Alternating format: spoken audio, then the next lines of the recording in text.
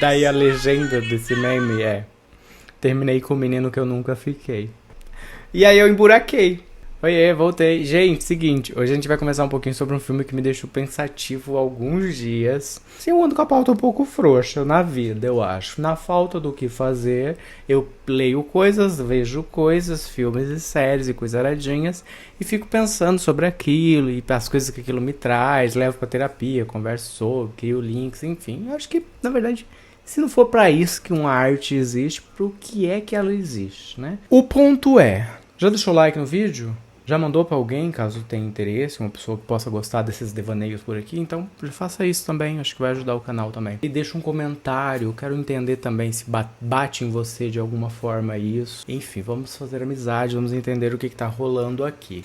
Eu vi esse meme essa semana, dei risada, ilustrando a risada. Achei engraçado, mandei pra algumas pessoas e tal, e aí fiquei pensando, na hora, me fisgou a lembrança do filme que eu tinha assistido no fim de semana anterior, que foi Todos Nós Desconhecidos, que é o filme feito pelo padre da Fleabag. Eu fui assistir justamente por ele, porque eu sou simplesmente apaixonado que o Pedro Pascal não... Pedro Pascal, se você estiver assistindo esse vídeo, eu gosto muito de você, tá? Pra mim é tipo, Deus, Pedro Pascal, minha família. Mas o cara da Fleabag, gente, aquele menino é demais. Ele é um ator maravilhoso, ele é gato pra caramba, cara, ele é expressivo, ele é teatral, ele é gato, e ele é um gostoso, e ele é interessante também, você vê entrevistas, ele é engraçado e inteligente. Falei o nome dele até agora? Não falei, porque não me lembro. Mas ele é maravilhoso, acredite em mim. Tava com esse filme na minha lista de preciso ver fazia um tempo já. O Huawei tinha comentado comigo há algum tempo que tinha assistido, que tinha destruído ele e que ele recomendava. A gente... Estranho, né? Nossa, assisti um filme, meu Deus, acabou comigo. Chorei 3 dias, você precisa ver.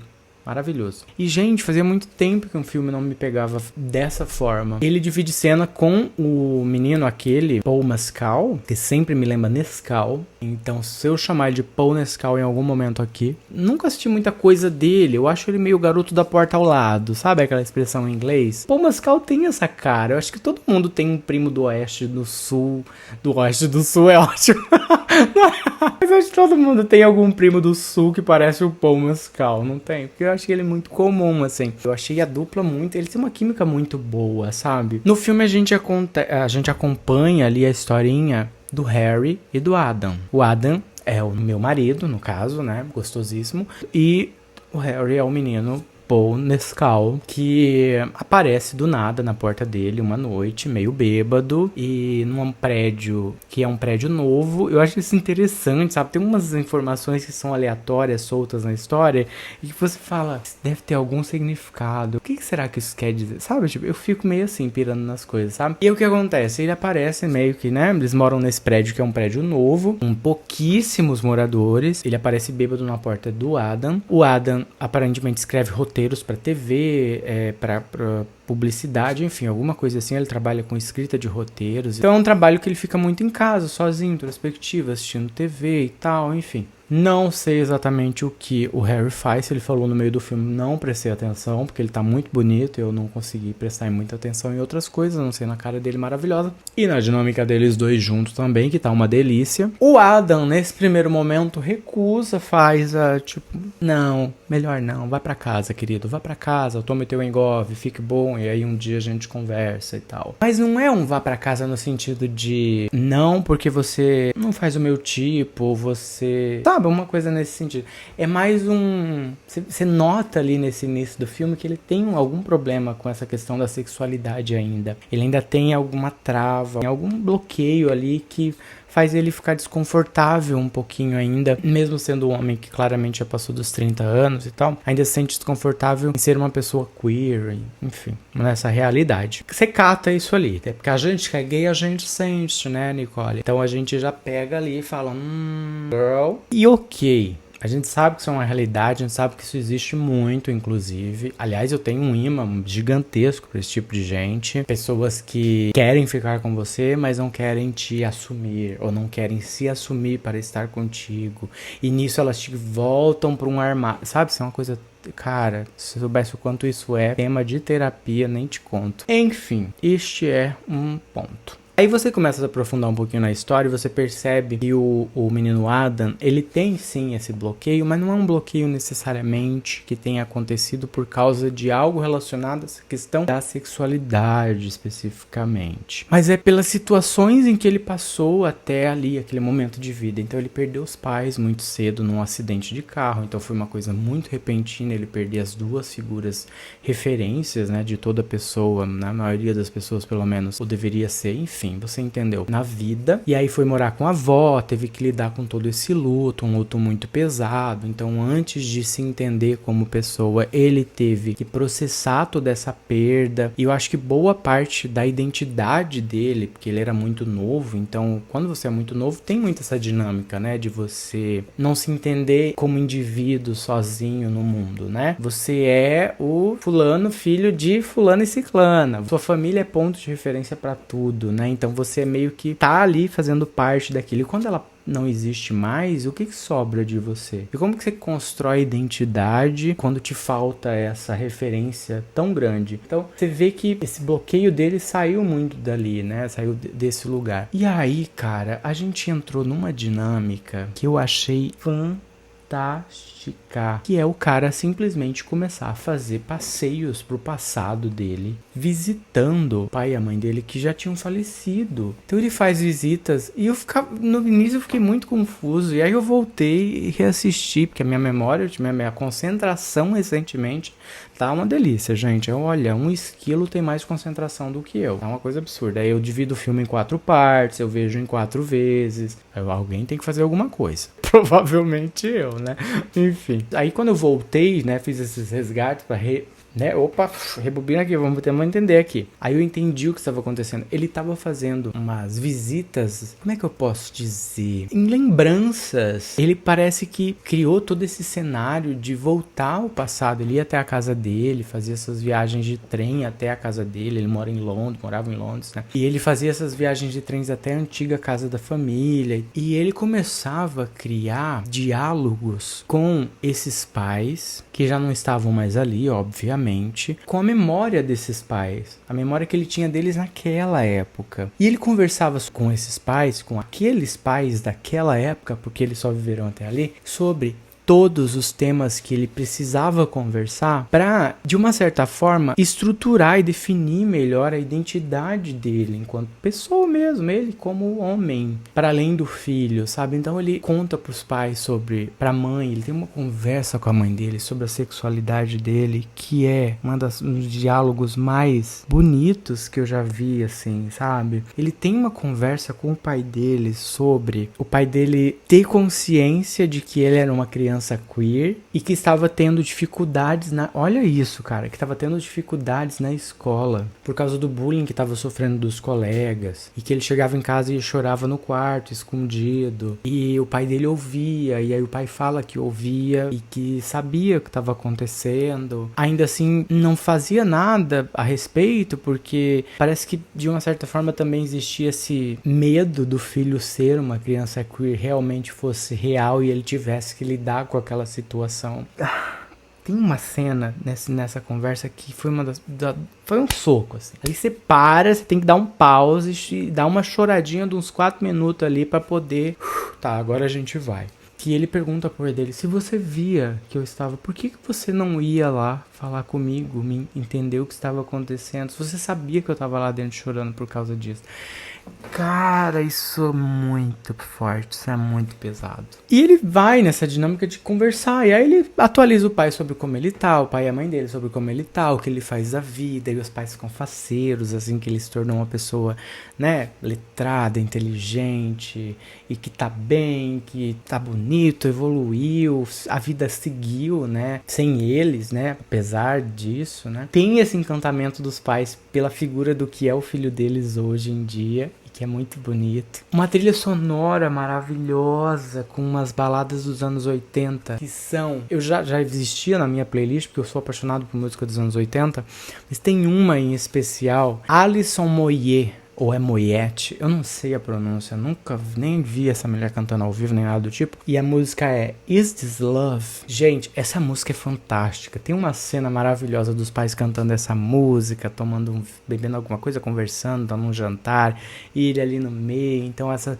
músicas da época, né? Essa música é de 85, 89, sei lá, alguma coisa assim. E é aquela coisa que você termina e vai lá e adiciona as músicas na playlist, porque são músicas boas e tal. Tem inclusive uma versão da música The Power of Love que eu nem gostava, eu achava muito cafona, assim, e que agora eu escuto e eu fico tipo, caraca, cara, que coisa legal, né, um filme fazer isso. Parece que muda, toca você em lugares e transforma ali de alguma forma e você não consegue mais, sabe? Tipo, voltar ao que é. Muito bacana isso, muito legal. Enfim, e aí o que acontece é, quando ele começa a ter essas visitas, essas conversas e esclarecer tudo pros pais e mesmo sendo uma coisa estranha, porque você sabe que aquilo não tá acontecendo, né? De alguma forma deve ser a imaginação dele, ou ele vê fantasma. Não é ver fantasma. Você entende que aquilo de alguma forma talvez seja um processo quase terapêutico, assim, que ele tá criando, né, por ele mesmo e tal, pra poder, se conhecer melhor, digerir melhor o que ele é, quem ele se tornou, enfim. O ponto é que quando ele começa a fazer isso, ele começa a se abrir pro relacionamento dele com o Harry, e isso é muito lindo. A forma como ele começa a aceitar o Harry na vida dele, a lidar melhor com a sexualidade dele, de certa forma ali. A partir dessas conversas que ele teve, também começa a permitir que o Harry comece a fazer parte da vida dele e se abrir mesmo para esse relacionamento que eles podem ter. É muito legal, são cenas muito bonitas também. Tem algumas cenas que envolvem o uso de droga, alguma coisa assim, que também leva ele para um lugar muito diferente e você vê que ele dá uma emburacada ali, ele entra numas bad trip de vez em quando e tal, mas o cara tá junto, tá acompanhando, então eles meio que começam a se tornar apoio um do outro. E aí tudo é muito silencioso, tudo é muito introspectivo. E aí chega um momento que tem uma cena que me deixou inquieto, assim, desconfortável demais, que foi a cena em que ele fala dos pais dele e que ele leva o Harry pra ver os pais dele na casa onde eles moravam quando os pais sofreram aquele acidente horrível que levou os dois. E aquilo deixa você desconfortável de um jeito que você fala, cara, o que tá acontecendo? Não, o que você tá fazendo? Você tá levando o cara pra ver seus pais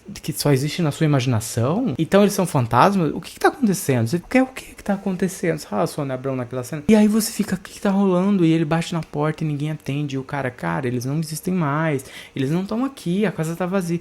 E ele lá insistindo, e de repente eles veem mesmo os pais lá dentro. E o cara vê e se assusta. E aí você pensa, meu Deus, o que tá acontecendo? Como que eu vou classificar esse filme depois? É um suspense? É um terror? É uma versão contemporânea, né, de Os Outros? É um sexto sentido? O que é isso? E, ok, passa isso, beleza. E aí na sequência o que rola é que os pais mesmo, a lembrança dos pais, os fantasmas dos pais, porque nesse momento você já não sabe exatamente o que é aquilo, decidem que é o momento dele seguir a vida dele, sendo quem ele é, aceitando ele por inteiro, né, assimilando tudo isso e seguindo sua vida, sem eles, porque eles já estão no passado, já ficaram para trás. É muito interessante que os pais sugerem isso, essa lembrança dos pais sugerem isso. E aí você fica tipo, tá, e ele faz isso num discurso também, num diálogo que é muito lindo, numa lanchonete, um restaurante que eles iam juntos comer quando era criança, eles vão juntos novamente ali, ele pede muita comida. E aí, quando a menina chega na mesa, foi quando eu percebi, assim, ele tá sozinho e são lembranças, porque a garota fala, é muita comida pra uma pessoa só, e aí ele fala, tá tudo bem, aí ela traz e tal, mas ele tá ali, aí ele conversa, e aí você fica nessa dinâmica de tipo, tá, talvez ele esteja fazendo as pazes com a lembrança dos pais, alguma coisa nesse sentido, sabe, vai e tal. E aí, ok, as coisas ficam aparentemente no lugar depois dessa conversa. Só que o que acontece depois, o lugar pra onde esse filme te leva, é uma coisa assim que eu demorei pra me recuperar depois, assim. E aí entra o meme do início do vídeo, que eu ri e tal, e que me levou pro filme na hora que eu compartilhei, que eu vi, ri de risada e lembrei, que é justamente essa capacidade que eu acredito que, principalmente pessoas queers, elas tenham de viver situações, relacionamentos, afetos. Relacionamentos? Não, afetos, somente na cabeça delas. Quantas pessoas eu gostei na minha adolescência, que eu fui muito afim, e pra quem eu não pude dizer que gostava.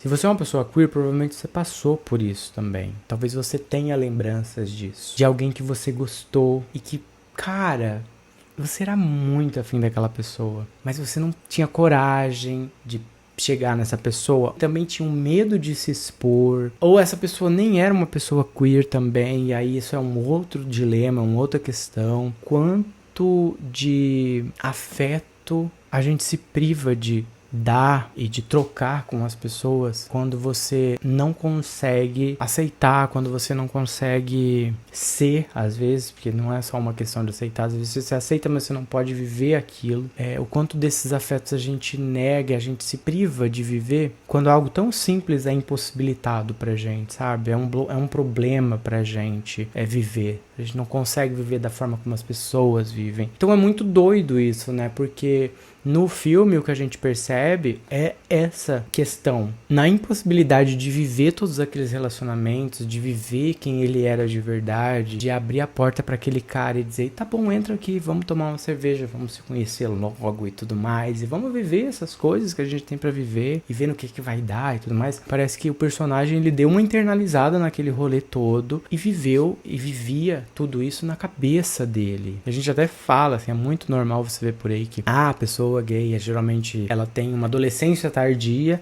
porque de verdade, tem um monte de coisas, de experiências que eu lembro que amigas e amigos viviam na adolescência, que eu só fui viver quando eu saí de casa, já perto dos meus 20 anos, de ir pra uma festa, de beijar alguém, de não sei o que, coisas desse tipo, que não era possibilitado, não tinha essa possibilidade, de ter que dizer não para as pessoas que você gostava, porque você tinha medo de que sua família ficasse sabendo, de que... Sabe essa coisa? Então, quanto a gente nega às vezes algumas histórias, viu? Quanto é impossível depois você voltar atrás e resgatar essas histórias do ponto onde elas pararam, no momento em que você pode vivê-las. E como isso é triste também, né? De certa forma, assim, o quanto a gente é privado de viver umas coisas tão básicas pra tanta gente, né? Esses dias a minha sobrinha que tem, sei lá, 10 aninhos ela chegou e falou, tio, o menino fulaninho me pediu um namoro na escola. E eu fiquei tipo, sério? E aí? O que aconteceu? Que é um processo muito normal. A gente não teve isso. Eu não tive isso. Eu não podia ter. Sabe como é zoado isso? E aí o filme mexe muito com isso, né? E se, na impossibilidade de viver isso no real, eu transformei isso tudo e vivi isso tudo aqui na minha cabeça? E é exatamente isso que o personagem, o Adam do filme, faz. E é esquisitíssimo porque, assim, eu não sei você, mas eu já vivi muito relacionamento só na minha cabeça, tá? Nossa, eu já gostei de gente por muito tempo e que nunca tive coragem, nunca tive possibilidade de chegar e dizer, gosto de você, sabia? Você nunca soube, mas eu, nossa, arrastava um bonde por você. Você tem até música Você tem trilha sonora, você tem playlist no meu Spotify. Spotify nem é, porque nessa época não tinha, né? Mas eu tinha CD gravado. Eu tinha feito seleções de música gravada no CD que eu escutava pra lembrar de você. Mas eu não podia, eu tinha medo de chegar e falar, sabe? Em algumas situações isso seria correspondido. Mas você tinha essa impossibilidade que era colocada pelos outros, não por você, sabe? E aí o que sobra pra você, às vezes, é viver isso internamente. E aí teve um momento, inclusive em terapia, em que eu cheguei numa conclusão que era, quando eu ficava apaixonado por alguém, depois de adulto, eu sentia que as pessoas apaixonadas ficavam felizes, tinham uma energia diferente, ficavam leves, meio sonhadoras e tal. Quando eu me apaixonava por alguém, depois de adulto, já vivendo minha vida fora e tal, fazendo minhas coisas, tudo. Quando eu me apaixonava por alguém, eu era tomado por uma melancolia tão grande. Me batia uma sensação de, é legal, é bom sentir isso, ter essa borboleta no estômago, mas de alguma forma, no fundo, eu tô ouvindo música triste, eu tô chateado, eu tô meio pra baixo, tô melancólico pra caramba. O que que isso quer dizer? Por que que isso tá assim? Se pros outros é tão diferente, elas ficam tão revigoradas. E aí foi que eu comecei a perceber isso. Por isso que terapia é bom, né? Que na minha cabeça, devido a essas primeiras experiências que eram impossibilitadas de acontecer e de me dar experiência, né? De me dar corpo emocional, digamos assim, afetivo. Quando eu me tornei adulto e o meu emocional de alguma forma sentia que, opa, Jotão está começando a gostar de alguém, hein, galera? Vamos fazer alguma coisa. O que a gente pode fazer? O que a gente pode fazer? Ah, deixa ele se sentir um pouquinho feliz. Ele tá feliz. Isso é bom, isso é bom. Mas também deixa ele ciente que isso não vai pra frente, não tem como acontecer, não vai dar certo. E era isso que acontecia. Eu sentia essa sensaçãozinha de leveza, de alegria, mas isso estava sempre acompanhado desse pesar, dessa melancoliazinha, que era trazido muito por essa consciência, assim, de é legal, mas não dá, tá? Não é pra você. Não vai funcionar. Nem adianta se querer. Não se joga. É mais seguro ficar aqui, ó. Cria uma playlist, faz sua coisinha, deixa só dentro da tua cabeça, idealiza tudo aqui bonitinho, que é o melhor que você pode fazer. É muito seguro. A gente sabe que não vai dar certo. Então fica aqui, pra que se expor? Sabe? Tipo, teu emocional vira a rainha lá de enrolado segurando a menina na torre. Cara, isso foi tão revelador pra mim. O que eu fiz com isso depois... basicamente nada, né? Porque uma coisa é você entender, outra coisa é você agir. Aliás, acho que depois que eu percebi isso, eu não gostei de mais ninguém, na verdade. Mas, ainda assim, foi super interessante e revelador entender isso. E assustador, porque eu já não tinha mais as limitações que eu tinha na época da adolescência. Mas ainda assim, isso me barrava de alguma forma. Zoado pra caramba isso aí, hein? E aí o filme mexeu nesse lugar, me catou por aí, gente. Pra além disso, que experiência maravilhosa, que filme legal. Que filme lindo, visualmente, umas cenas bonitas. Dá vontade de você abrir uma pasta no Pinterest e sair criando um moodboardzinho pra viver aquela estética especificamente. Porque aquele emocional, Deus me livre. Mas então, se você tiver 2 horas livre do teu tempo, busca aí. Todos nós desconhecidos. All of us strangers. Acho que é em inglês. Adiciona na tua playlist, assiste em algum momento. Vem aqui, vamos conversar. Não me deixa pirando sozinho nesse rolê, não. Cara, quanta conversa boa aquilo pode render, hein? Eu só pensava numa mesa de bar, eu com uma cervejinha aberta, com uma cervejota, como diz o Rodrigo, apresentador, botando aquilo pra fora, tecendo longas conversas com meus amigos a respeito dessa história. Fica aí então a recomendação. Se você quiser dar essa leve emburacada, mas uma emburacada do bem, uma emburacada que te leva para um lugar melhor, que faz você pensar nos lugares em que você está ou já esteve emocionalmente, e às vezes até para entender, olha como você evoluiu. Vamos comparar com a gente mesmo? É o melhor que a gente pode fazer, né? Comparar o que somos hoje com quem a gente foi há algum tempo atrás. Se você fizer isso, você vai perceber o quê? Você era bem mais arrombado emocionalmente do que você é hoje. Enfim, esse foi o vídeo de hoje. Eu espero que vocês tenham gostado. Espero que eu não tenha entregado demais do filme. Eu espero que você assista e venha dizer depois o que você achou. Até o próximo vídeo.